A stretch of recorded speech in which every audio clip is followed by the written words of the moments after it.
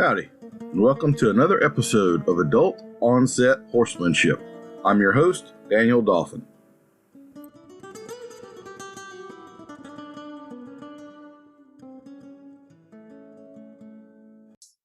My guest this morning is Miss Amy Skinner. Amy is a clinician and dark humor aficionado and fellow heretic. She is the author of 2 books, To Catch a Horse and The Middle Road.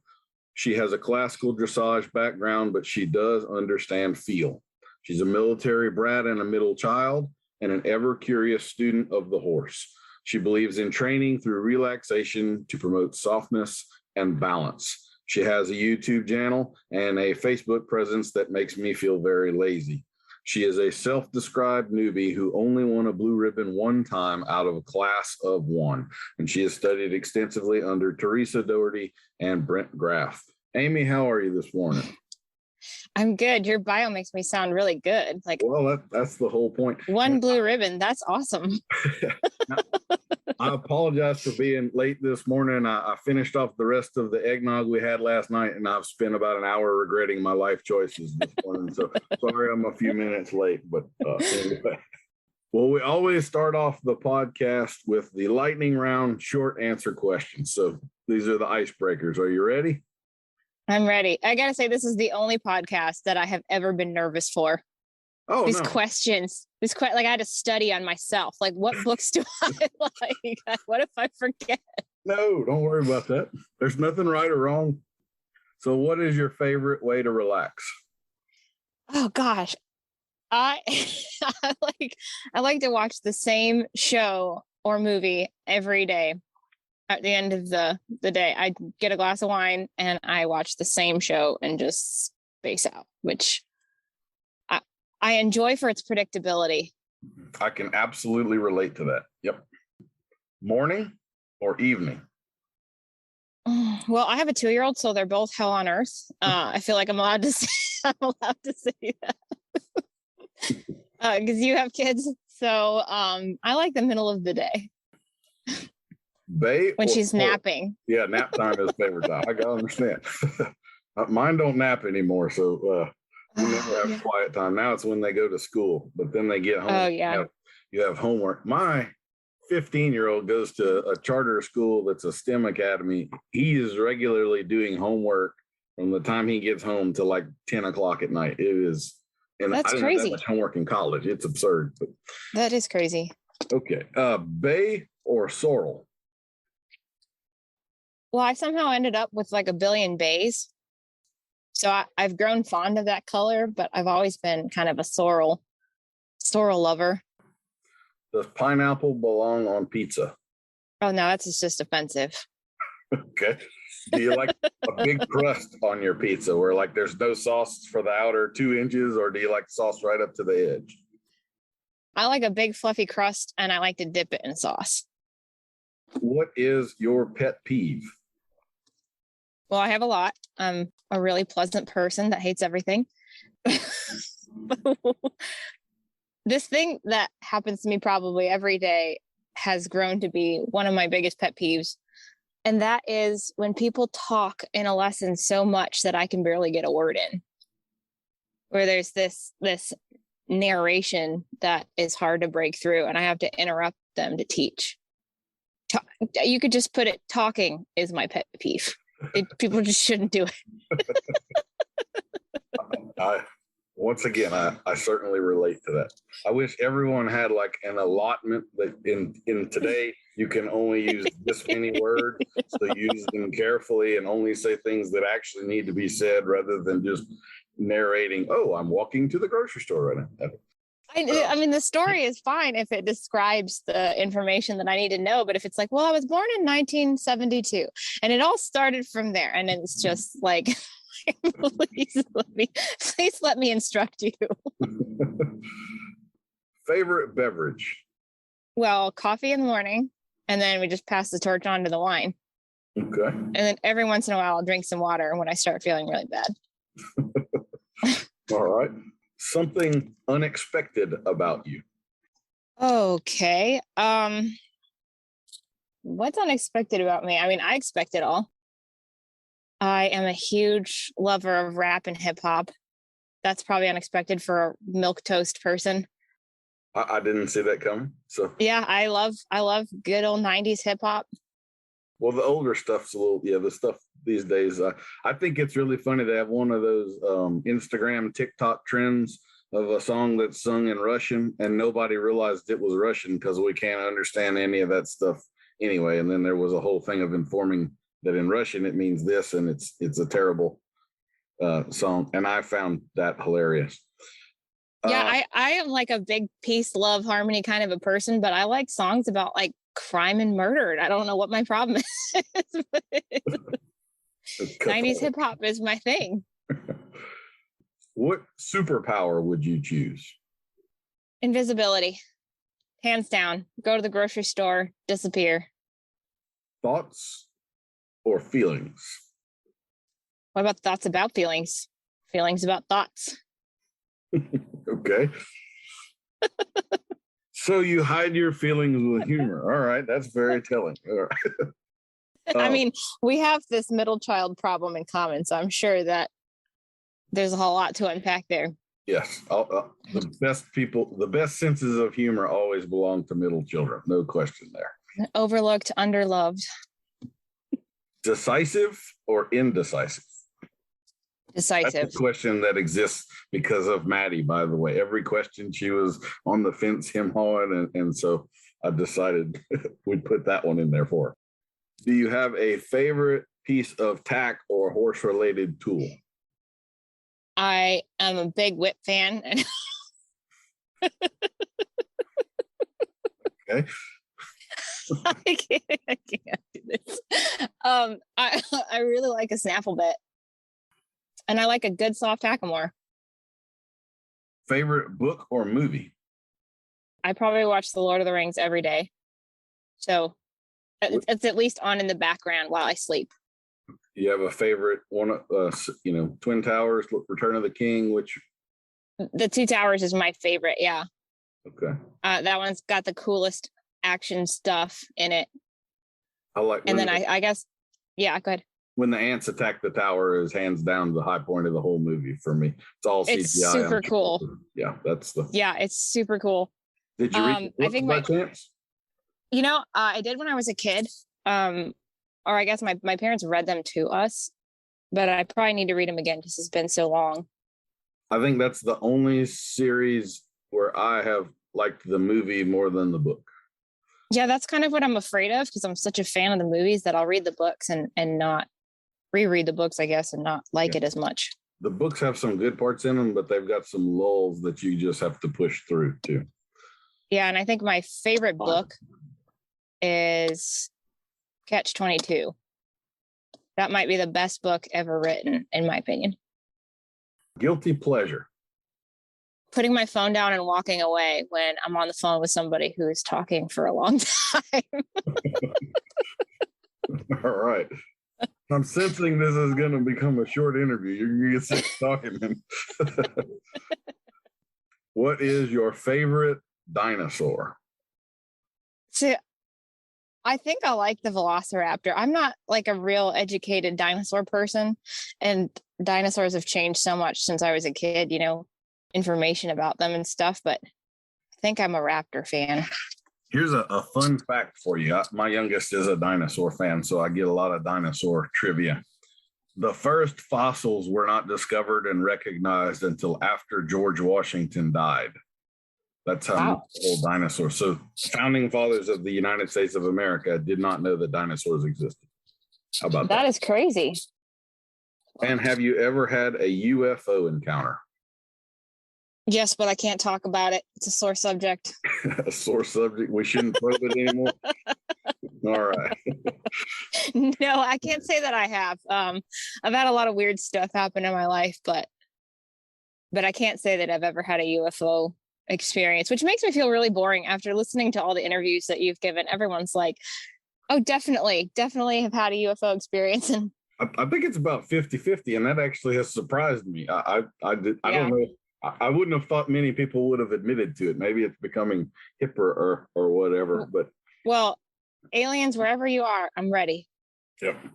And you think like probably all of the people that live in cities where there's all this light pollution, they can't see the sky anyway. So it's really only like half of the people that could actually see the sky enough to witness something like that. So yeah. Okay. So my first question for you is, give us the 30,000 foot view of who you are and what you do and all of that good stuff. Aren't I supposed to win a prize though? Oh gosh, I'm so sorry. You are right. And I got to award you points. I'm going to give you 132 points, which would entitle you to either a compliment or an awkward silence, your choice. I'll take the awkward silence.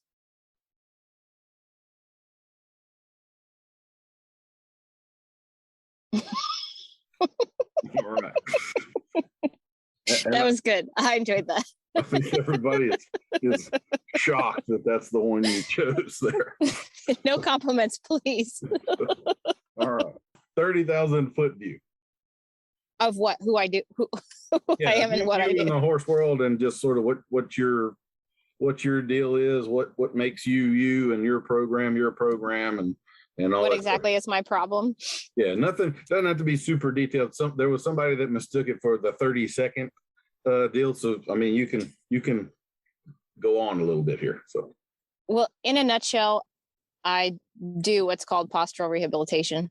So, horses got a physical issue, movement problem. I basically assess it, take it all apart, put it back together, and you can think of it kind of like PT, I guess. I also do like behavioral modification stuff. So I always call it like my farm's full of the Crips and the Bloods, like the. So whatever your problem is, that's whatever. What's that? You have the blue barn and the red barn. That's right. And they should never interact. It's bad when they do. No, that's basically what I do. I start young horses and do problem stuff. Well, let me ask you this, since you brought that up and you've watched the BIT DVD and all. I haven't finished it, so don't ask me any scary questions. No, this was in the beginning. I know you watched. So the part where I talk about the hyperflexion between the second and third vertebra, is that something that you see a lot? Did that hit home with you or not so much? Ooh, yeah. This is gonna really probably make me unpopular, but I feel you make me feel safe to upset people. So there's a lot of similarities. I'm gonna go in my bio. Okay. Yeah. A lot of the Western stuff and the dressage stuff is showing up in the same kind of issue. Badly done. I want to make that clear. It's badly done. But a lot of hyperflexion of the neck is happening in both those worlds. And so I probably rehab a good amount of both of those kinds of horses. Overbending the neck, bending it too much to the side, bending it too much toward the chest. A lot of that soft feel stuff gone wrong has turned into just behind the bit all the time. And you end up with this really hyper mobile neck, really, really tight back and crazy wobbly hindquarters. And then in the dressage world, you just have this brick of a horse with this overflexed neck, and you get these huge overdeveloped ropey muscles on the sides of their neck. And they have a lot of similarities. They come out a little bit different, but it's a hot mess. It's a total rehab. I don't think I could agree with anything you said more. I kind of feel like the Western pleasure horse world, someone 25 years ago watched a video and discovered long and low, and all of a sudden, boom. And in the reining world, someone learned what the neutral ligament is, and boom. It's like these fads hit. Someone learns something, and it takes stuff to an extreme in a hurry. My take on it. Yeah, I probably get fired by dressage people at least once a week because I won't lunge their horse in side reins, or I start talking about what collection is not. And if they can't give their rein up like a half inch, I know I'm going to get fired pretty quick. And like I said, I have one blue ribbon as my claim to fame. So I have no actual authority. And I have this terrible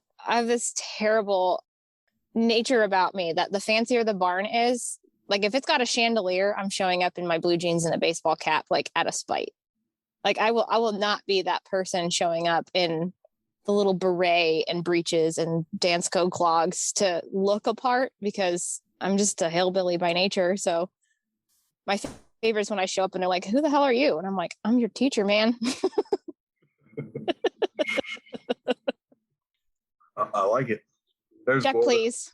More to things than appearance. That's right. You should judge someone by what their horses look like, not by what they look like. So. Yeah, and they might be dressed to the nines and have a beautiful, expensive imported horse, but if that horse has got the deadest eye I've ever seen and muscles bulging out where they shouldn't be bulging, I mean, we've got a problem of priorities. Again, I couldn't agree more with that. So in some of this postural rehabilitation, give us an example or two of, a common diagnosis would be the wrong word, but a common problem that you come across and how you address rehabilitating that horse and bringing back some balance and some softness and all that good stuff to the horse. Do you mean like what's a typical exercise I might do, or what's a typical postural problem? Both. Yeah, the problem and the solution, I guess, just a generic sort of. Well, I'd say almost everywhere across the board, we've got tight shoulders and drop backs, almost across the board, discipline wide. Although in some dressage horses that are bred now, you've got hypermobility in the shoulders, which is kind of a weird problem. Like, I don't know if you've ever seen Totalas with that like Hitler March front leg. That kind of breeding is not something I see that often, because those kinds of people with lots of money and big expensive horses aren't typically seeking me out. But I would say across the board, necks are jammed up, shoulders are tight, backs are dropped. Something is blocked and isn't going forward. So usually what I do is I kind of look at the body and think of a split down the middle. If you follow the spine and think, how's the right side versus the left side? And then I cross the body into quarters, like from ear to opposite hind leg, and say, how is that diagonal balance going? And usually when you look at a horse, if you could look at them from above an aerial view, you would see that they always have a split diagonal at that point. So like left front and right hind are doing different amounts of work, if that makes sense. Mm-hmm. So like that horse might be falling in on the left shoulder and swinging the right hind out, something like that. So, a really simple example of some corrective exercise would be taking the horse over poles on a straight line, because the pole is going to create the same amount of work out of all four legs. Okay. And it's basically going to teach them how to loosen muscles that have tightened through compensation. So would you say that most of those imbalance sort of issues are muscular and weakness in nature, or are they more injury type things where there actually is a specific thing we're dealing with here? Or is it more improper riding? Someone didn't notice something and took it to the nth degree and really snowballed it, or what? I mean, if you pull a horse out of a field who's never been touched by anybody and you get ready to start him, he's going to be on the forehand. He's going to be weak in the hind legs just by nature. That's how a horse is made. But I think the problem comes when people pull that horse out, start getting ready to ride him, plop the saddle on, do the yeehaw stuff, and start getting up the levels, we'll say, in whatever discipline they ride, and they don't realize those imbalances are kind of snowballing. And the horse is trying to figure out how to carry a rider the best they can, while the rider's trying to go about doing whatever movements they want the horse to do. And so they figure out how to carry the rider onto one side specifically a little bit more. Just that's how everybody works. And so that side will get stronger and tighter, and then something else will get weaker and weaker. And so they get into really dysfunctional patterns over time. So I would say most of it is riding related. And I would attribute most of the injuries to poor riding too. Whether I can link that directly or not is just my best guess, because I think, especially in the dressage world, a lot of ligament and tendon injuries are completely preventable. Same with jumpers, probably reiners too. It's just excess wear and tear that they should not undergo. I have often kind of thought if we could come up with some sort of a rig that came basically out of the back of the saddle, maybe 7 or 8 feet, and you put a camera on that. And instead of watching what your hands are doing, what your legs are doing, how the horse is responding, if someone just had to watch what their pelvis really did and how often they were constantly on the right hip or something like that for 30 minutes, I think it would be eye-opening to like 80% of the people riding around. Yeah. Who don't have any idea how often they're sitting canted this way or whatever, and they're not square in the middle of the horse. Yeah, it'd probably be eye-opening. Well, I went through your YouTube channel, and I have to say I found some very interesting videos. I think you have a unique perspective in that you're not necessarily covering the same topics everyone else is covering, and when you do, you have an interesting take on it. So, one I liked in particular was that you have a video on how to pet a horse, and there's several of those out there, and I have to say I would probably rather watch paint dry than watch most of those videos, but I really enjoyed yours. You compared petting a horse to developing a cue, and that it should have a purpose and an outcome just like any other interaction. Really, it seems like you look at petting a horse as groundwork. So why don't you tell us a little bit about that? Because I really thought that was a pretty interesting and unique take on it. Well, I have to start out by saying that I have made some people mad in my time. But there's a couple topics that have made people hate me the most, and that's one of them. And that's a source of contention probably every day on my farm, because I have a rule that people are not allowed to touch my horses. I mean, it is like a strict, do not put your hand over the fence and put your hand on that horse's face rule. And I've probably had more people mad at me over that than anything else. And the reason that I'm so particular about that is because every touch has a meaning, and part of riding in lightness to me is not erasing the natural lightness of the horse. And so if you're petting the horse carelessly and rubbing on their face and getting them pushing into your hand and kind of pushing you around, like you see a lot of times, that careless petting creates not only tension in the poll and the neck for, postural development. You've already junked up the horse's neck there.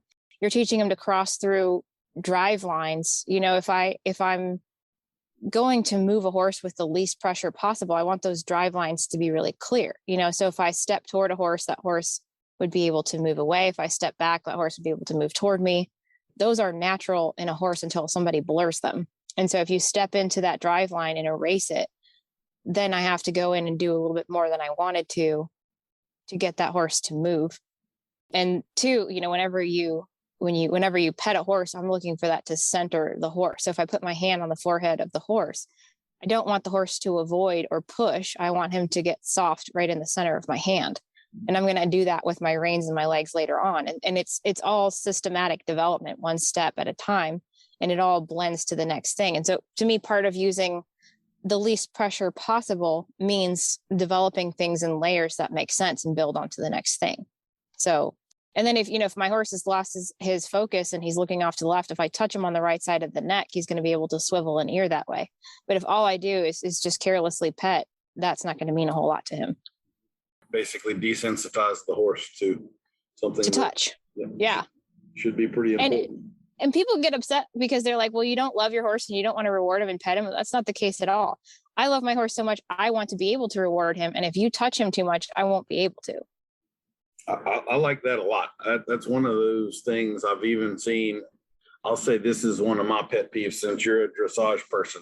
I've watched tons of interviews of Olympic level riders and so forth, and they're sitting there with this $700,000 horse and a snaffle bit, and they're holding the reins 8 inches under his chin, and they're talking to him, and the horse is whacking them in the head and all over the place. And there's no connection between them whatsoever at this point. The horse's attention is not on the person. They're in the bubble, and yet they've got contact on the bit the whole time. Right. I'm sitting there thinking, you're a world-class rider. How do you not recognize the damage you're doing right now and showing everyone else? I mean, it blows my mind. So, well, it's kind of a running joke that I have with my husband because he can't stand it either. But all these pictures of like, congratulations, so-and-so just purchased their new imported Fluffy McFlufferson's son from Austria, and the picture is of this smiling person with this horse who's super freaked out. Head is like 1,000 feet in the air, whites of his eyes bulging. He's got a chain pulled tight, and he's like about to run the person over. And they're like, "This is my new horse." It's just like complete obliviousness to the connection, the details that make up a good connection. And to me, that's part of why you have to ride with so much leg and contact, because all of the time your horse is going into those lines, and you're having to. There's nothing that makes a worse connection than having a horse go into pressure all the time with no release. one of the things I guess currently I have a mind that likes to work on abstract sort of things and make sense, like the bit project. That was a way bigger ball of string to unwind than most people realize. Something I'm working on now is body language. And I am very much a realist, and I'm always trying to get people to deal with the actual horse that's standing beside them and not the mythical creature in their mind that this flesh and blood animal is just a symbol of, really. And part of that I thought was really good with your petting thing is that in the horse's body language system, there are very few language signals or touches that are in a rewarding, pleasant sort of a way. They have where they mutually bite at the neck right above the withers, and there are a few other little touches. But I mean, like there's 3-4 things you could decode in body language that is friendly touch between horses. I broke this down. I don't have the list anymore, but I think I came up with 21 or 22 signs of threats or violence within the horse's body language code. So there's 4 times as many signs in a horse's repertoire of language to threaten violence as there are to offer friendship. And I don't think a lot of people really understand that. They want to think of this majestic, beautiful creature, but they don't take into account the reality that this thing could be pretty violent too. You know, if you turn Mustang stallions, they have to be careful about that. If you bring a new stallion into a herd, the first thing you'll do is go kill all the foals. Well, I'm not joking about calling my place like filled with the Crips and the Bloods. I get a lot of horses that were gelded late, and that might be some of the most close to predatory behavior you'll ever see. I mean, I've got horses that will actively kill each other in cold blood. That's, you know, I love them, but we got to be realistic about what they are and what they aren't. I'm sometimes surprised more people aren't killed by by horses, the way they treat them and the lack of respect that they show them. Yeah, me too. So are there any, like what that video on petting a horse really showed me is that you have a knack, and some of the things you've written that I have read, you really do seem to be good at taking, and I don't mean this to sound condescending, but some of the more mundane things that we might do, and then expanding them, breaking them down, and kind of making them make a whole lot more sense and explaining why they're important. Are there any other those types of things you'd like to talk about? Or?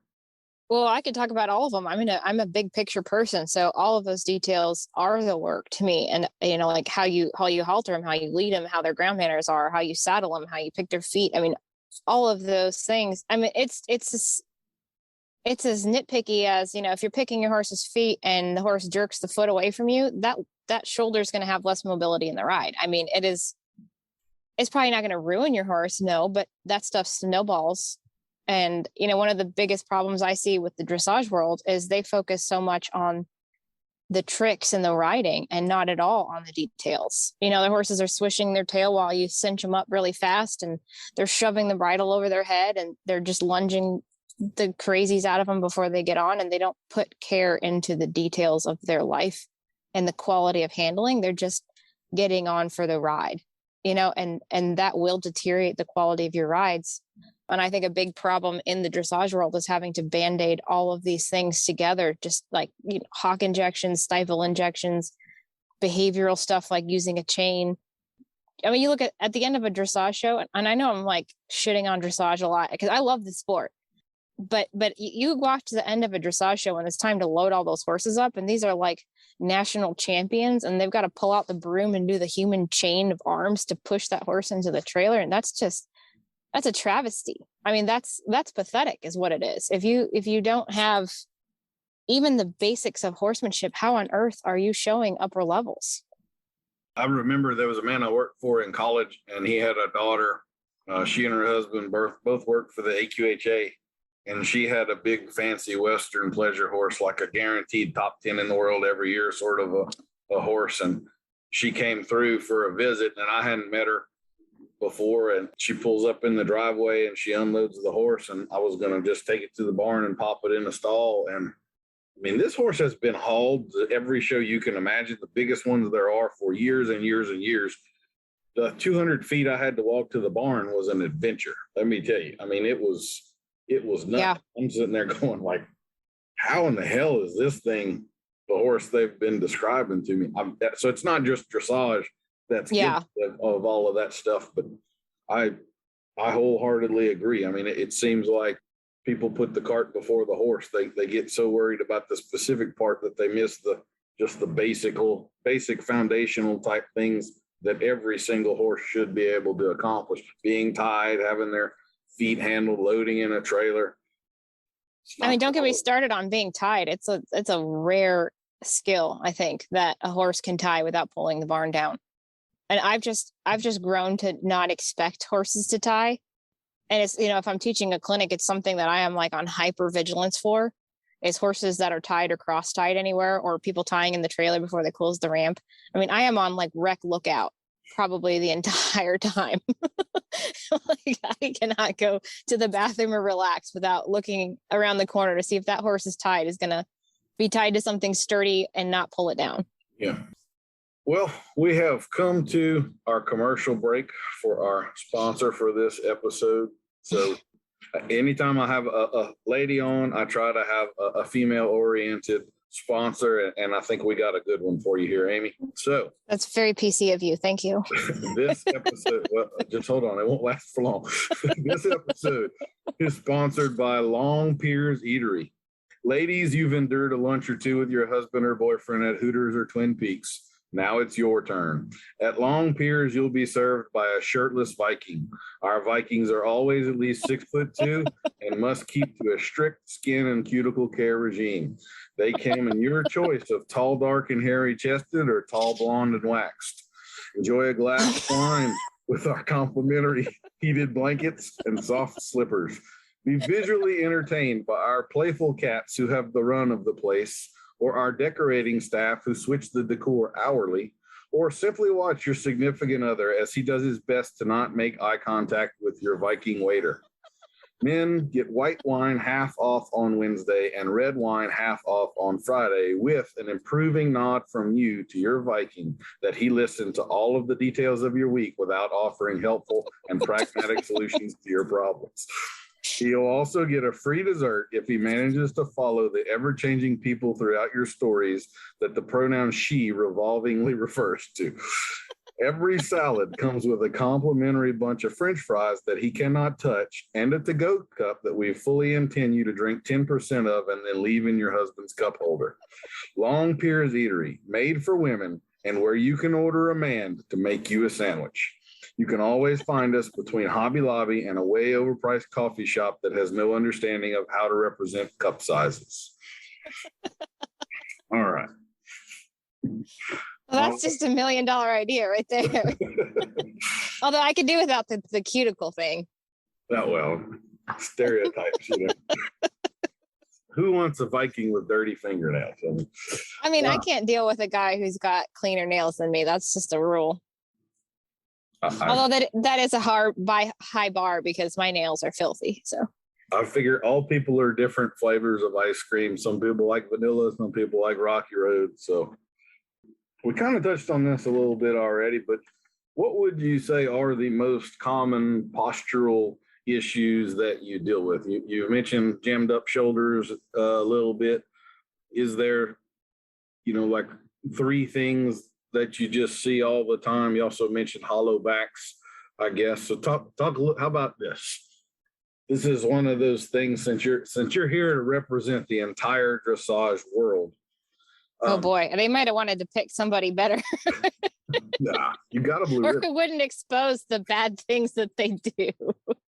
One of the things I think that dressage does a poor job of is the descriptive terms that they use about the back and what they're looking for, but it's all very abstract. Like, I kind of feel like there's almost a cost of ownership. You have to spend 30 years figuring out what the hell they mean, and everybody's sitting there not knowing what this clinician's talking about, but nobody will admit that they don't know what through the back means or whatever. And so, like, you have to just spend X number of dollars and years figuring it out before you get to play in the club. So tell us about the horse's back in dressage. Oh boy. Okay. So Go to any barn across the world and some instructor is saying stuff like push from behind, lift his back, get him round. Those are super vague, really terrible terms to describe what in actuality should be happening. And you know, just to leave the back for a second and think of the hind end, this is actually a big problem in dressage today, thinking about pushing from behind. Pushing is what a cart horse does, like a plow horse. They push with their hind feet. Pushing is not at all desirable. You want carry. So you want the hindquarters to lower instead of push. So to lower, they have to have equal flexion in the joints of both hind legs. So that means the hip, stifle, hock, and pastern all go down and up at the same rate between the right hind and the left hind. Have I seen a horse that does that in any of these barns? Probably not. And actually, just to take a quick little side note, I would say that I see probably 75% of horses twist one of their hind legs more than the other. So their hocks actually rotate in because they've got weak stifles. And even in upper level horses, you see a hind leg that rotates out. So the hoof goes out and the hock goes in. And if you think about doing a squat yourself, you're supposed to go down and up equally with both your legs. And it's your quads and your hamstrings and your glutes and all those muscles in your legs that support the joints. If you've got one leg that's weaker than the other, your knee is going to swing to the outside. And the knee joint, which is the same as the horse's stifle, is not supposed to twist. So if you have day in, day out twisting of your stifle and your hock is taking extra concussion, you're going to need to inject that at some point to maintain your horse's ability to keep going. So that's a big problem. So if you don't have both hind legs going down and up the same, and you've got one twisting, you're wearing out the joints. So anyway, back to the back. So the back, when people think of the horse lifting the back, they're often trying to achieve lift of the back through a static feeling, like where they squeeze with their legs to squeeze it up and hold it there. And what you actually want the back to do is to allow energy to go through forward. So the hindquarters lowering are where, you know, the strength is sort of coming from the carrying power of the hind legs. And then that motion of the horse propelling itself forward carries through the back out the nose of the horse, which is where you get that round appearance in the front end of the horse. So the arching of the neck is actually made possible by lowering the hindquarters and the whole top line coming unlocked. So it isn't at all possible to lift the back by squeezing with your leg and restraining with your hand. That's just a huge misconception, because that's not how muscles work. The back needs to just be free because the whole top line works in a unit, basically. All the muscles kind of connect into each other. And so if the back is tightened by restraining or grinding or squeezing or anything like that, there's no possible way for the horse to use their back effectively. So I think of it working over the back is a better term because you want the energy to flow over the back, but it isn't something like lifting and holding because that's a static position. And when it actually needs to move almost like a waterbed, I guess. I don't know what the best analogy is, but it's got to have some movement to it. Mm-hmm. I often think about probably 10 years ago, I started becoming very conscious of the loin of the horse. So the lumbar vertebra area, basically. And I think of it as the hind quarter is the engine and everybody's kind of, that's your powerhouse and all. But if that's true, the loin is the transmission. It is what allows, and if the loin isn't working correctly, or if it's weak, or if it's sore, then there's no way that any of the rest of it is going to work. And I really kind of think of it, those vertebrae really don't have, like if you look at the biomechanics, each of the lumbar vertebra only has about 1 degree of movement in it. So maxing out the up and down movement or left and right movement of the loin, the horse hasn't actually moved all that much. Mm-hmm. But I think of it kind of like a coiled spring. So even though there isn't a lot of movement there's a tremendous amount of power there that should be forcing things forward. And a lot of that comes with the way people ride. If you're bouncing on that loin and you've got that horse a little tender and sort of flinching from you back there, then no way in hell is he going to use it to your advantage somewhere down the road, Yeah, and if you're riding with this really locked, like in the dressage world, I would say like it's really rare to find dressage training that is not teaching people to lock their legs on the horse through the duration of the ride. And if you are locking your leg onto the horse, you're locking up your hip. And so the horse's back can't move under your hip effectively. So you are locking the back. And that's why you're stuck in this cycle of constantly driving this horse with this leg. I guess since we're picking on dressage, one of the things that always strikes me about it, and I would say that to me there's a pretty significant distinction between classical dressage and I don't know what you would call it, but show dressage these days. I mean, classical dressage, I don't really have any issues with. That's where I think of Nuno Oliveira and that kind of stuff. We talked about him a lot. And I mean, you can see videos on YouTube of him with a cigar in one hand doing piaffe with the horse with slack reins, riding one-handed. To me, the concept of two hands on the reins constantly is a new concept. That I don't think that was the norm 60 or 70 years ago, or at least it wasn't always part of it. I think it should, there's a diverged route there between the vaqueros and the dressage people, but they had a common ancestor at some point, you know. And I think if we look at the military aspects of dressage and all, I mean, you had to have a sword, you had to have a shield, you did not have two hands for the reins at every point in time. And a lot of the over contact that we see leads to that braced horse, which at best is a distraction, and at worst is, you know, physical problems down the road. And it just strikes me, you could talk to any dressage rider that's guilty of all of this stuff, and you would ask them what are the foundational tenets of dressage, and they would say things like bringing out the natural gaits of the horse and acceptance of contact from the bit. And then you watch them ride, and they've got a horse that's braced and moving in unnatural ways all over the place and is showing me body language signs that they absolutely do not accept this bit. And I'm often struck by the disconnect there of, you know, we have this ideal of this set of goals that we're working towards, but we seem to have blinders on that we're not aiming in that direction in any way, shape, and form with the actual actions that we are doing when we're riding the horse.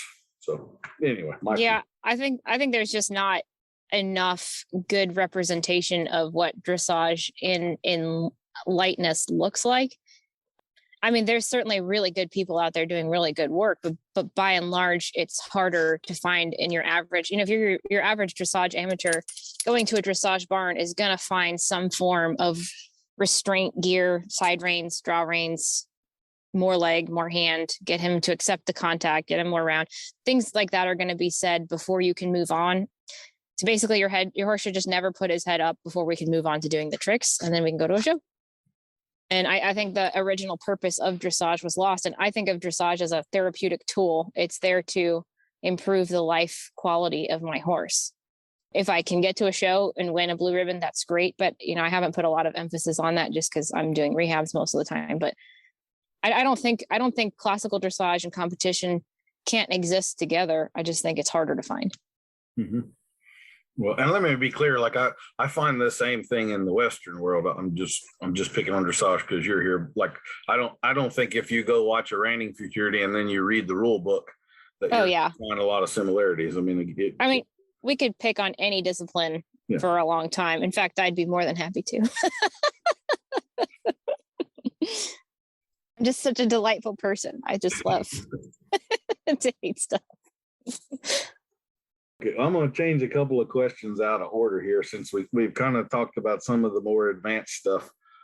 Let me think of how I want to phrase this. So dressage is pretty famous for having this pyramid-like set of levels that you go up to, and collection is at the top of that. Mm-hmm. And one of the things that it's not like I'm a genius and I noticed this. I mean, it's pretty obvious. A lot of people have noticed it, I'm sure. But as you get to a more advanced horse, you actually tend to lose the 3-beat lope. And it becomes, as you get more into collection, it tends to be hind end, front end, where the diagonal pair breaks up and that hind leg acts first. And then we get the the forehand. So a canter, I mean, we really have a 4-beat at the end of it as a gallop. When a horse is going, like a race horse, they don't run in a 3-beat anymore. That diagonal pair breaks up. But then on the slower end, if we get really, really collected, we tend to break that up. And then kind of in the middle, what most people are doing, we have the true 3-beat lope. So does that breaking up, is that a milestone sort of a thing for you that you view when a horse starts to do this, or is it an indicator of something, or it's just normal stuff that happens? I think that that question is highly up for debate, because if you ask my teacher, she would say the 3-beat canter should never be broken into 4 beats. You should never get a 4-beat canter. How do you do a pirouette then? You still should have a steady 3-beat. So it would be like 1, 2, 3, pause, 1, 2, 3, pause. And I think a lot of the pirouettes that are happening now are suspended for too long that they're actually getting to be 4 beats. But you could ask two dressage masters and get 2 different answers. So to be totally honest with you, I don't have a good answer because I still need to study into that. Yeah, for me, mechanic wise, like a pirouette, I don't think I've ever seen a 3-beat pirouette. I'm not saying it doesn't exist, but for me, it's still a unicorn. I think it has to be a 4-beat. And it's really what you're talking about, moment of suspension. Yes, some of those horses are almost rearing up and flopping over here and then rearing up a little bit and flopping over here. And so that's sort of the extreme end of that. But there's another facet here. I don't know if this is something you're aware of. You've studied with Brent Graef, who's a Western sort of a guy. So in the Western world, we have the spin, but there are actually 2 different spins. There's a trotting spin and a loping spin. Are you familiar with that? No, you can fill me in on that. So what you're going to typically see in reining is a trotting spin, which will be a very even cadence, and it tends to be a very level sort of a horse.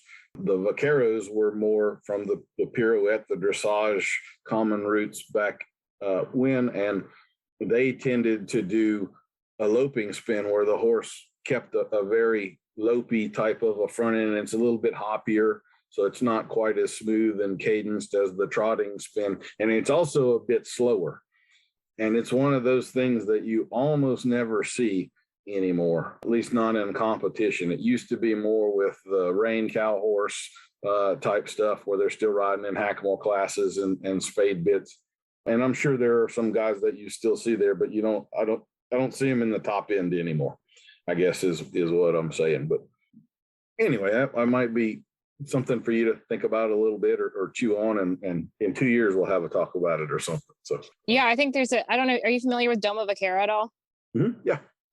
I think they're probably, I'm not super educated on it, but I think they're probably a nice intermediary between classical dressage and the vaquero stuff, because it's got that same, it's got the original purpose to it, which is to be actually useful and, creating a horse that works in lightness. And I think they've got the spin that you're talking about where it's really slow. Well, it's not really slow. So they would be sort of the high. Well, it's slower. Yeah. Pirouette is pretty slow. Theirs are going to be quicker. And to be honest, like I've always found, this is one of those areas where I'm a little weird. I've always found a spin to be nothing more than a trick. It is a useless thing that we just arbitrarily decide, like the inside hind leg pivot turn is an impractical turn to me. An outside hind leg turn, like what a cutting horse does, what would be a rollback in reining, is in reality, we would assume that if we're turning, our goal is to stop going this way and to start going that way. And we want to do that as quickly and efficiently as possible. And that is on the outside hind leg, not on the inside hind leg, which also sets us up for a lead departure in the correct lead in that direction without throwing our hip toward the direction of whatever we presumably were trying to get the hell away from. So that's one of those things I've kind of always had issue with. I have to do it. I have to live with it, and I have to go show my horse spinning on the inside hind leg. But the whole time I'm gritting my teeth going, why are we doing this? Who decided 500 years ago that this was something we were supposed to do, and now we're still following through. Yeah, I mean, the original purpose of working cattle and dressage are actually pretty similar, because all of those movements are designed to be able to leave the movement on a straight line. Mm-hmm. So if you're in a pirouette, you're supposed to be able to go forward immediately out of that. If you're in any lateral movement, you should be able to go on a straight line forward. So if you're in a spin and you're actually working cattle, imagine if you are on a reiner that has to stop and get his druthers together because he's dizzy and all discombobulated. The first step is going to be a disaster.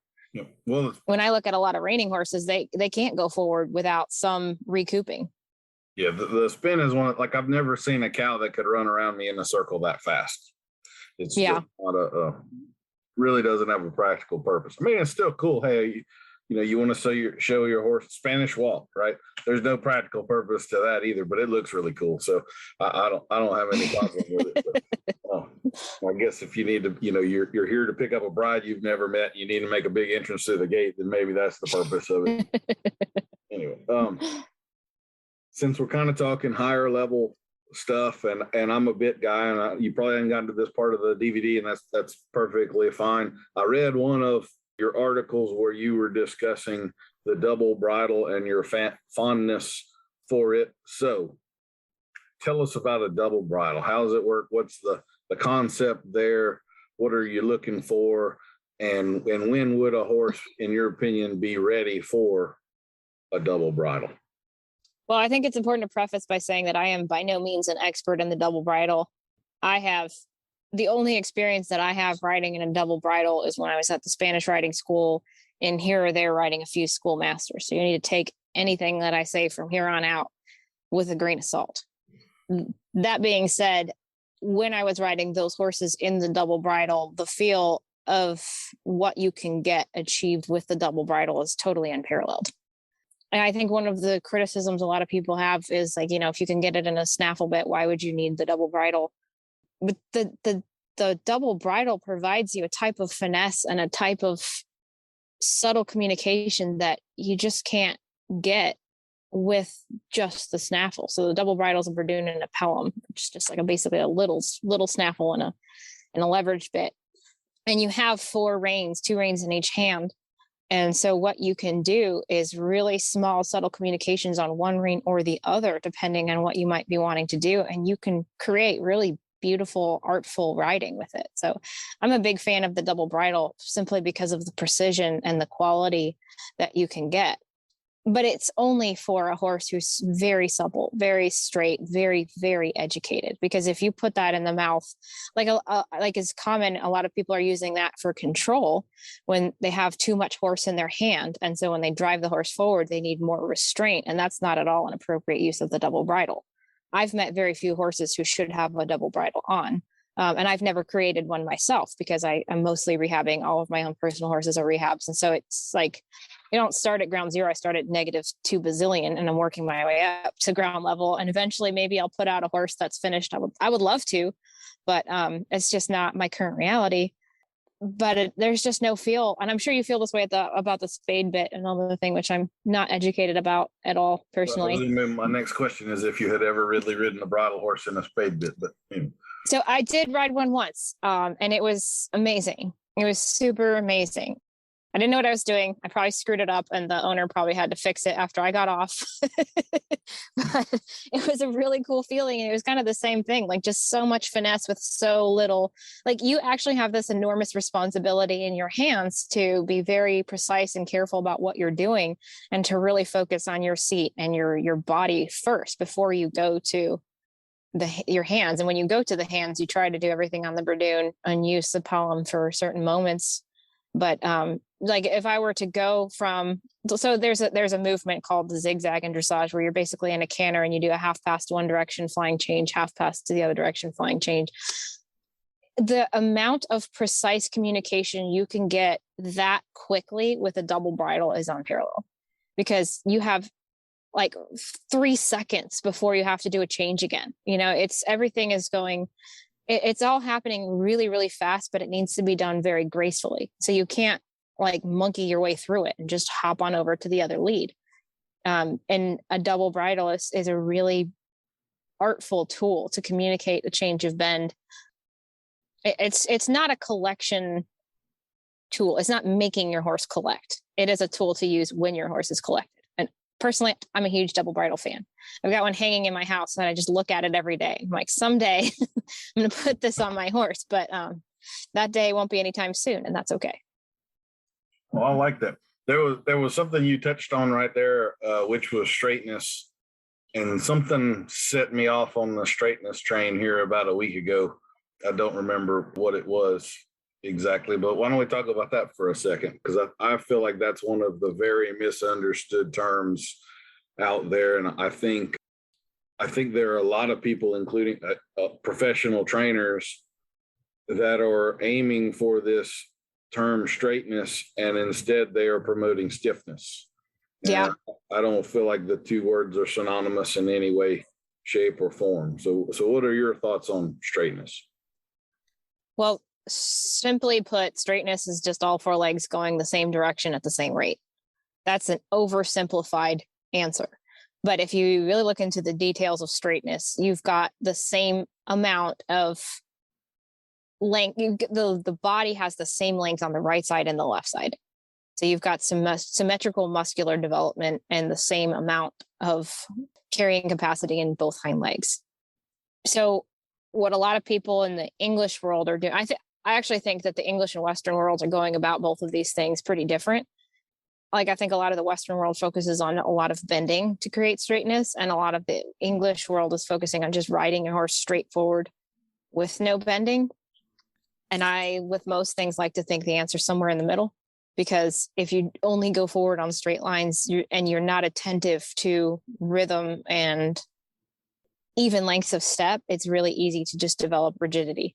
And then you need more bridle and you need more leg and you need spurs and you need all this stuff. And then, they're trying to achieve bend by squishing parts of the horse over and restraining it on the other side. The inside leg to outside rein is like probably the most misunderstood thing taught frequently, because most people are thinking of squishing the inside of the horse into a restraining outside rein.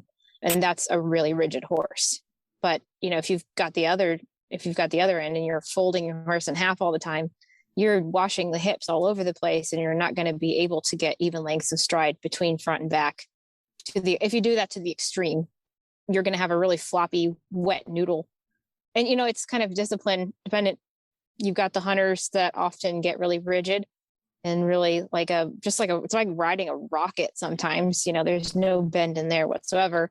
And then some of the horsemanship horses that I get in, it's like a wet noodle, but you have to it's like this crazy drunk horse that you constantly have to micromanage the front end to go on a straight line. So there's a nice middle ground in there somewhere.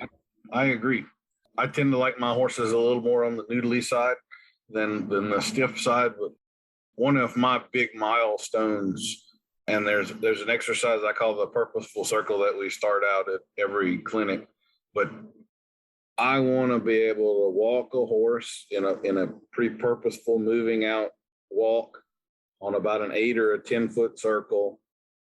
And this is part of my daily warm up until that horse's back softens and his hind quarter isn't going around that circle slightly untracked.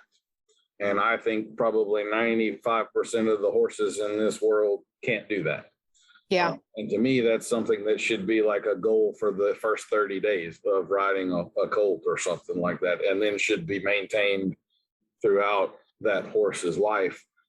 Because kind of like what we had talked about before with the side reins and the neck development, people tend to focus on lateral flexion just in the neck, and they kind of forget about the ribs and the end of the loin and the transmission of everything. And they wind up with a horse that's very stiff and very weak in the back and doesn't readily yield.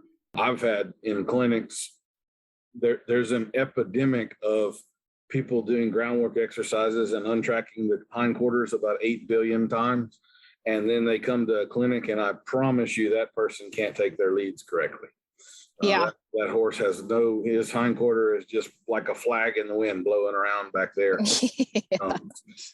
And they have habituated an action that wound up being quite harmful to their purpose in the end because they overdid that. So okay. Absolutely.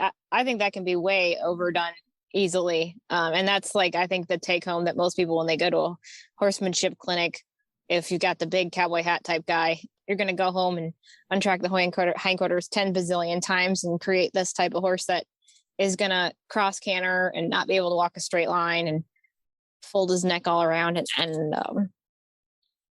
I've got my one blue ribbon standing up against this big cowboy guru. Who am I to say your horse might be cross cantering, but well, he says that's a good thing because it means he's using his hind end correctly, right? So okay, just let that one go. What do I know? Well, does that satisfy you? I'm not sure if we got on a tangent and we talked about straightness fully. Is there anything else about straightness you want to say, or? Well, like if I've got a really rigid, say your hunter type or dressage type done poorly, who's never bent, the work from then on is all going to be about letting that muscle open, and it's probably scar tissued sometimes, especially if you've got these horrible neck muscles from restraint. That's a rehab for sure. The foldy up noodly one, that's just going to be helping that horse learn to straighten out and get his front legs and hind legs kind of on the same planet, working out the same. So if I had to rehab one, I'd say the noodle is going to be a little bit easier. If he's got his neck flop, like if you've got the chin drop in every time you pick up your reins, that's going to be a little bit tougher though. If I can't pick up my rein without folding that horse's neck to his chin, or even just tucking it in and losing the front legs there, then the training aspect of that is going to be a little bit tougher than the physical rehab part, because you've got an association with the reins that I don't particularly like. That is the hindquarter disengagement horse and the too much vertical flexion horse. Those are my top two least favorite things to have to fix, that I wish you people would just figure, because you worked really hard to create this massive problem that now has to be fixed. Those two things won't show up accidentally. Someone did a lot of work to create that problem. And and I've been down that road and I did all that stuff. And it was kind of humbling and eye-opening to look at my horse and realize that she was cross cantering and grumpier than ever and her back was worse than ever. And to undo that is a lot more work than it is to do it. But I did put a lot of effort into doing that because I thought I was making a really soft horse, and I was excited to see a difference between the, strong dressage contact and the lightness of the soft feel type of a work. So no judgments from me for anyone that's doing that, but for the love of God, please stop. Stop today. You still have time. This next question is going to be a big bowl of fish too. But I noticed, like, as I was watching your YouTube channel and looking at your website, you have a lot of pictures of you doing in-hand work and so forth with horses. And so I just wanted to ask you about your feelings on the transition or the relationship between groundwork, in-hand work, and riding work, and how that sort of flows for you typically. And I guess when I say typically, I mean not in a rehab sense, in more the ideal. I don't have a whole pile of mess to fix here. I've got a kind of a blank slate that I can just go forward with. Well, if I'm starting a colt, that's kind of going to be my process. Is I'll do all the basic groundwork stuff, make sure the lead rope's really connected to the feet, make sure that, we can do our basics of ground stuff. And then I'm going to start going into straightening and in-hand strengthening exercises. So by the time I ride them, they're already pretty well prepared and their backs move pretty well. And they're as strong as you can expect a young horse to be before riding. I think it flows pretty well though, because I've already got a pretty good deal with them learning how to use their body well.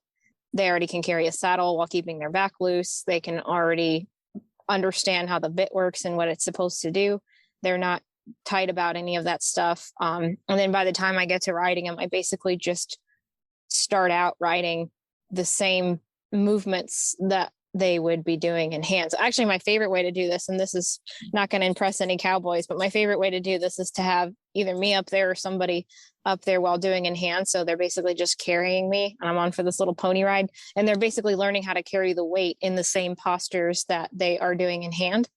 And then after that, I'll slowly take up the reins and ride solo, and they'll kind of learn how to do that with my aides asking them to do that. But the introduction is a lot more slow and gradual than the way I used to do it, which is just hop on, yeehaw on the round pen. And not to say that I didn't love doing that and getting to feel super cool and like, who doesn't want to be a cowgirl? I really want to be a cowgirl, but so there's no disrespect to any of that process, but the way that I do it now is a lot more boring and it is less impressive to anyone watching, but it to me produces a better quality of movement faster. There's less tension to fix later. And then how would you describe connection with a horse? What does connection with a horse mean to you? And I guess I'm backing up here all the way to the how you pet them and so on and so forth. So what's your unicorn relationship here? Connection to me is a horse engaging, understanding, and enjoying each method of communication from the second I touch him to put the halter on to the second I let him go. So we're having a dynamic step-for-step conversation that is different every second. It's not as simple as pick up each rein and hold and wait for the horse to accept and just kind of learn that that's what you go through. That's a dead conversation. To me, connection is 100% presence from the rider's part and, presence from the horse's part. Well, I agree with that completely. I am, as a clinician and trying to explain things, one of the biggest problems I face is that so much happens second to second to second with the horse that there's no way you can verbalize and explain how this just changed 10 times in 3 seconds. Yeah. I'm really enjoying, I'm starting to do the video coaching stuff, which I know you do as well. And I have a program that allows me to slow it down and back it up and circle stuff and all that kind of stuff. And I really like the potential of that where you can, let's back up, see what his ears did right here and so forth and kind of break it down in real time a little bit more where as it's actually happening, there's no way you can out how many things just occurred. You've got 2 books out. Your newest book is The Middle Road. Why don't you tell us about that? And am I incorrect? I thought that had just come out. Is it that new? It just came out. Yeah, it's pretty new. So I think when I wrote To Catch a Horse, it was a desperate plea for people to think I know what I'm doing. And The Middle Road is an admission that I do not, in fact, know what I'm doing. So that's what I think of it as. The Middle Road is basically just a bunch of stories of the disastrous, messy, cool, interesting stuff that has gone on in the midst of my career and development as a horse person. So I think everybody who's got To Catch a Horse in their house should mail it back to me. I'm buying them back like a government gun buyback program. Please do not read that book. There's no way you can be as diverse there as Boucher was, right? So I mean, So yeah, The Middle Road is just basically, it's like kind of sending out my diary into the world. I mean, it's a little squirmy, but I'm proud of it. Yeah. And also real squirmy about it. So like, read it, but don't really read it. Tell me how you feel. I don't want to know, Well, I look forward to reading it. I certainly do. I've just gotten started on To Catch a Horse, so I will grain of salt that one. And but I think the ability to be vulnerable and be human is a big part of your ability to connect with people. So when you kind of are on this pedestal on high, I don't think people, kind of like my idea for this podcast, just for things to be more candid. I think when you have that sort of relationship, it changes to a much more formal tone, and a whole lot of things don't get said that might have needed to be said in order for us to really kind of like the Dodge thing of outside rain and inside the nobody knows what the hell they're talking about, but nobody will speak up and we all just act like, right. Oh, that makes total sense. What did he say? So, anyway. But I think the good fortune and bad fortune I've had in my career is I've had really bad experiences with the pedestal type teachers. And so it's brought me really quick awareness to how poorly that can make someone feel. And so as a teacher, I've never wanted to, first of all, I don't know enough to be on any pedestal. it's too exhausting to pretend to know everything. And it's just not a good teacher student dynamic to have. So I agree. I really view like the relationship riding a horse to me is a very intimate one. When you've had that sort of connection and 45 minutes a day for several months and so forth, I really feel like I know a lot of these horses better than I know people I've known for years. Yeah. And the teacher student relationship should be equally intimate. They should be able to say embarrassing and insecure sort of things to the teacher, and the teacher should handle that in confidence and then give them the reassurance or the whatever they need to kind of get them back on track. And I'm not a big holding people's hands and then that kind of a thing sort of a person, but there definitely has to be a level of trust and intimacy between teacher student there, or it's what you get out of it's going to be very limited, I think. So. Yeah, I mean, I think I probably know a lot of my students better than their own family does, just because of the type of work that we do together. I mean, I see their horse, I see them in their most vulnerable, scary times. I know what they're going through. I mean, sometimes they don't even have to say a lot about themselves. You can just see it. So it is a very open, it needs to be an open relationship anyway. And if you're on a pedestal, then you can't really be that kind of open with them. So what other projects? I know you've got some pretty cool things coming up for 2022. Why don't you tell us about some of those? Well, I've been trying to work on a video library. So my goal is to kind of get together some videos of in-hand work and how that progression works and what really riding with your seat looks like and stuff like that, and put that on a video, because I think that's really important information to get out there. What other projects do I have going? I'm working on my next book. That'll probably take me into 2023, but it's in progress. Can't think of as much writing as you do on your Facebook page. I don't know how you get any writing done in the book, or do you use that to fuel what you're sometimes other projects? Like my first book was a lot of Facebook posts kind of put together.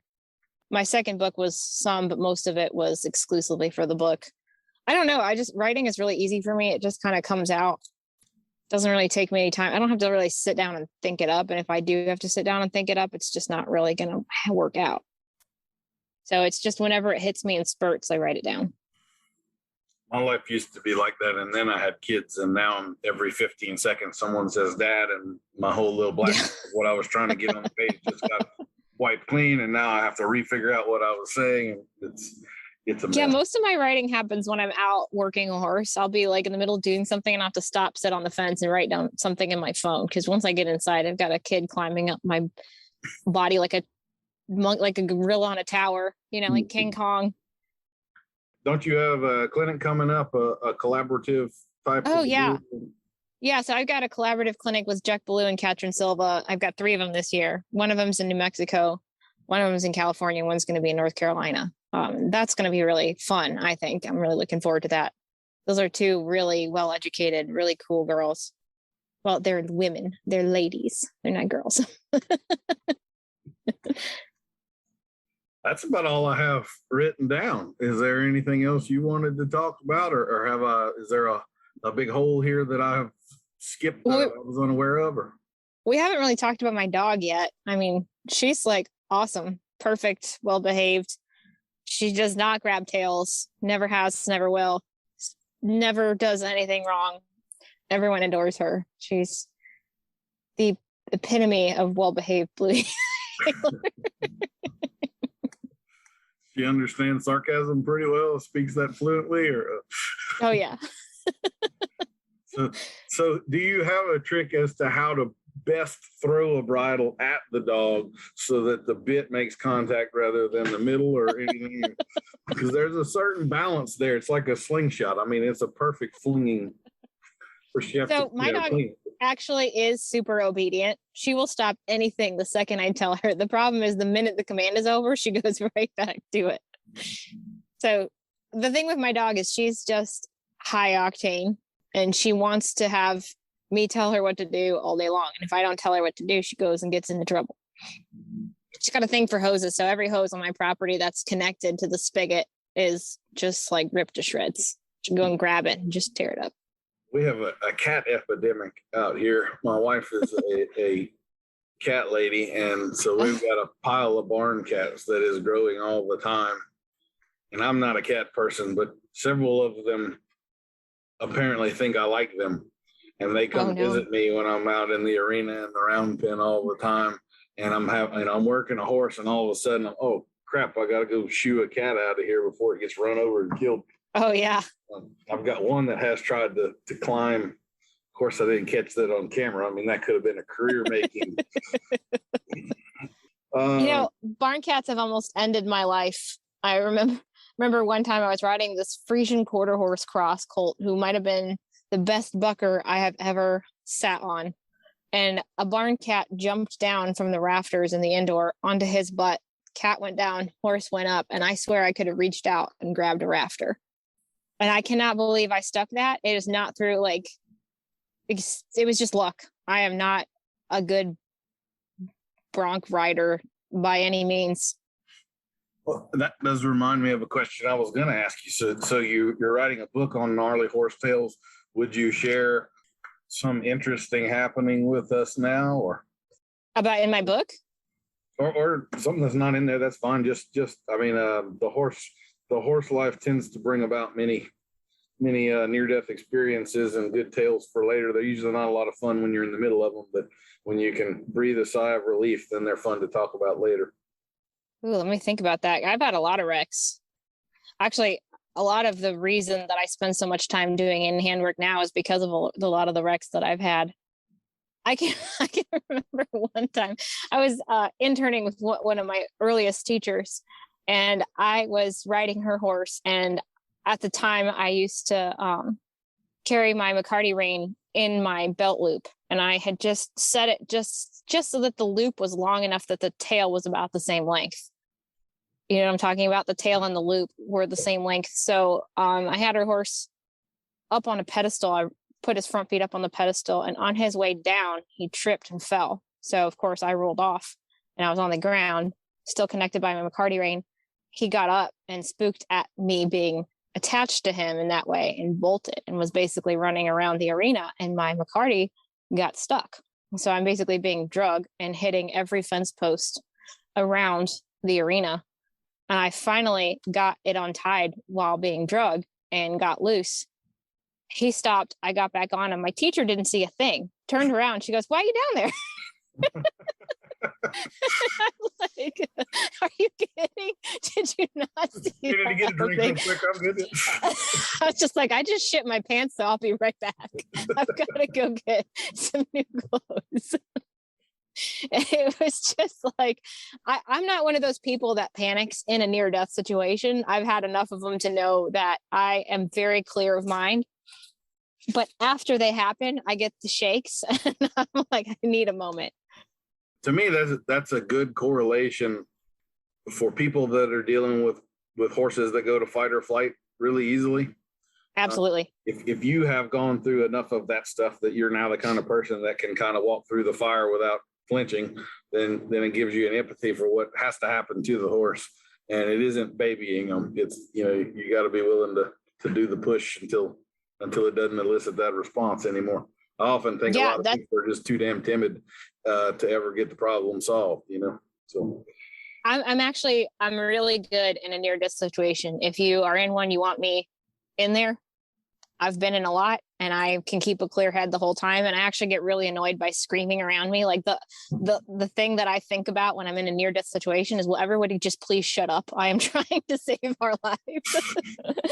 That's not to say that once we get through it, I am not sitting there with messy pants and like shaking.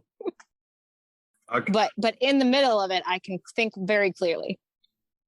I didn't ask you about your dog. You want to talk about your daughter, Annie, or your husband, or any of that kind of stuff, or the summit, or anything like that? Well, my husband's a really talented artist. I don't know if you've seen any of his art. He's into some real nerdy stuff, and like he's real into metal. So he draws some like orcs ripping each other's guts out or whatever. Like it's just like okay. It always makes me laugh because he is the most sweet, peaceful person. He's this big, muscular, like retired Army, brawny guy. Mm-hmm. But he's like baby talking my daughter, bouncing him on his knee, listening to death metal and drawing people ripping each other's innards out. I mean, the man is like, well, he falls asleep each night with Lord of the Rings in the background. So, I mean, that lends itself to certain. But he also can do like the most beautiful heartfelt portraits of like women and their horses and like, all this like lovey-dovey stuff. So I think he's cool. And my daughter is basically like my healer. Short of ripping up my hoses, she is high octane as well. And between the two of them, sometimes they both have this thing going where if my daughter gets excited, my healer gets excited. So I can't figure out who to yell at fast enough. Mm-hmm. Like it'll trigger my healer and she'll spin around and go out and bite something. And my kids like climbing the walls, and it's a hot mess in my house. Is what I'm trying to say. We have a border collie, and my youngest one, Colt, is 9, and they're like that. They're like two brothers that are just messing with one another and constantly in a problem. My daughter was basically raised by wolves. Oh, cool. All right. Well, I guess we'll leave it there. And I certainly appreciate you coming on the podcast. I hope it was a little bit of fun and it didn't make you too nervous or anything. We covered a bunch of stuff right there. We'll certainly have in the description of the show notes and everything, we'll have links to your Facebook page and your website. And do you have Instagram or Twitter or any of that other kind of stuff? Or I have an Instagram, but I'm real bad at it. There's too many butts on there. I don't really get on Instagram a whole lot. Yeah. I'm kind of surprised by some of the messages you get and that kind of stuff through there. I'm terrified to have my kids on there. I delete 80% of the messages that you get because it's just. The worst is when you like have a high school friend and you get on Instagram and you find them and you're like, oh, whoa, okay. Gonna unfollow you there. Well. Nice to see you again, Stacy. Here's a shirt. You might like a shirt. Well, everybody gets to be their own flavor of ice cream, right? So, anyway. Yeah. Yep. Some of us are Fruity Pebbles. Well, I certainly appreciate you coming on. It's been a pleasure chatting with you. And I'm sure we'll talk with you somewhere down the road, too. So it was fun. Thanks for having me. Yes, ma'am. Take care. We'll see you next week for another episode of Adult Onset Horsemanship. I've been your host, Daniel Dolphin.